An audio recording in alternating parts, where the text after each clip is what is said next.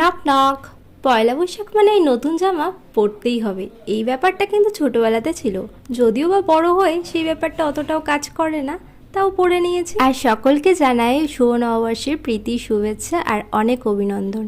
বড়দের জানাই প্রণাম আর ছোটদের ভালোবাসা। যদিও বা জানি যে একটু দেরি হয়ে গেল বলতে, তাও বললাম। তো তোমরা তো আগের পার্টে দেখলেই যে সারা সকালটা কিভাবে কাটলো। তো চলো, সন্ধেবেলা আমি রেডি হয়ে গেছি, একটু বেরোবো। তো বেরিয়ে কিছু খাওয়া দাওয়া হয়েছিল, সেদিনকে ডিনারটা বাইরেই করেছিলাম। তারপরে এই দেখো 2-3টে ফটো দিলাম। সেদিনকে আমি এই কুর্তিটা পরেছিলাম, এটা নতুন মামুনি আমাকে দিয়েছে। Happy birthday to you. Happy birthday dear Danu.